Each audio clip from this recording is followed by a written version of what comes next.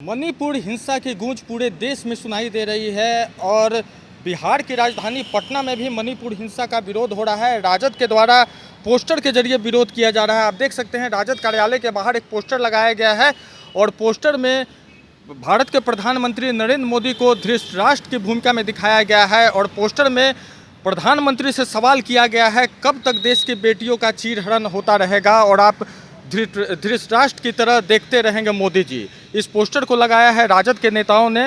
भाई अरुण जी से हम बात करते हैं कि आखिर इस पोस्टर को लगाने का मकसद उनका क्या है। पोस्टर को लगाने का आपका मकसद क्या है?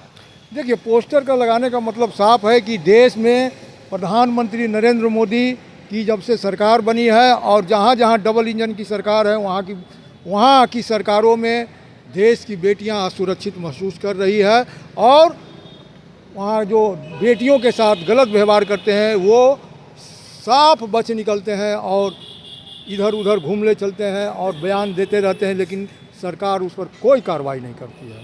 आपको क्या लगता है मोदी जी के कार्यकाल में सचमुच बेटियां सुरक्षित हैं? सचमुच नहीं, सचमुच ये देखिए, डबल इंजन की सरकार है मणिपुर में। विश्व की ये पहली घटना है जो कि इस तरह से जो माने कि उसकी परिकल्पना करना मुश्किल है। उसके बारे में जो अगर देख लेगा वो वीडियो, वो हमारे जैसा आदमी बेहोश होकर गिर जाएगा। ये स्थिति, ये जो गंदा, ये तो मान लिया वीडियो वायरल हुआ, लेकिन और भी ऐसी जो घटनाएं हुई जिसका वीडियो वायरल नहीं हुआ, मणिपुर में जा कर के आपको देखने की ज़रूरत है। मणिपुर किस तरह जल रहा है, मणिपुर किस प्रकार से रक्त रंजित है, ये भी मैंने दिखाने का काम किया। पूरा नीचे में देखिए कि मणिपुर जल रहा है। तो प्रधानमंत्री मोदी जी चुनाव के पहले कहे थे कि मणिपुर से जब से हम शासन का बागडोर संभाले हैं तब से शांति ही शांति है। तो कहाँ है मोदी जी?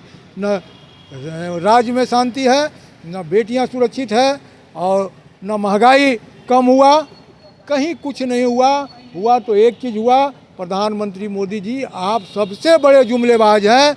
आपसे बड़ा जुमलेबाज कोई नहीं है। सिर्फ और सिर्फ जुमलाबाजी करते हैं, देश के लोगों को देश के लोगों को माया जाल में फंसाने का काम करते हैं। लंबी लंबी भाषण दे करके लोगों को वोट को पाते हैं और वही लोगों को भूल जाने का काम करते हैं। आखिर मोदी जी धृतराष्ट्र कैसे हैं? उन्होंने जो दोषी हैं उनको सजा का ऐलान, सजा भी मिला है और गिरफ्तार भी हुए हैं। गिरफ्तार कब हुए? 70 दिनों के बाद।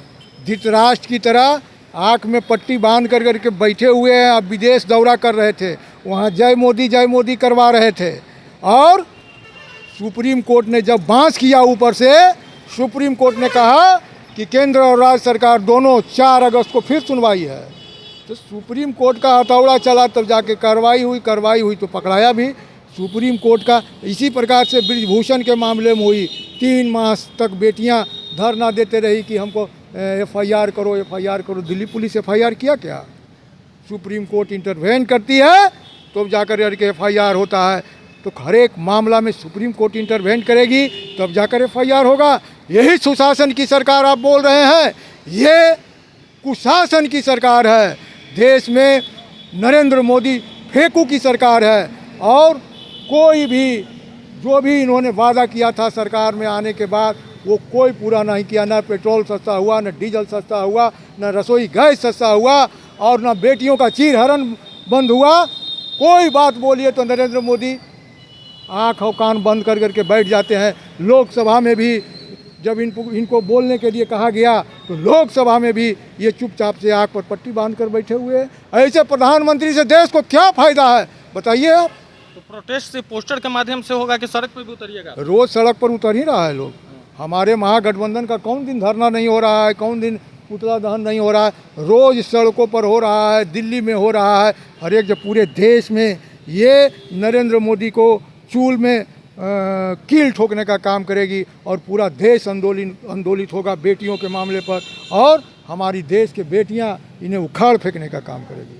बिल्कुल। तो राजद के नेताओं के द्वारा, महागठबंधन के नेताओं के द्वारा मणिपुर हिंसा को लेकर लगातार विरोध प्रदर्शन जारी है। विरोध का जरिया अलग अलग है, कोई पोस्टर के जरिए विरोध कर रहा है तो कोई सड़कों पे प्रदर्शन करके विरोध कर रहा है। अभिषेक कुमार सिंह, पंजाब केसरी टीवी के लिए पटना से।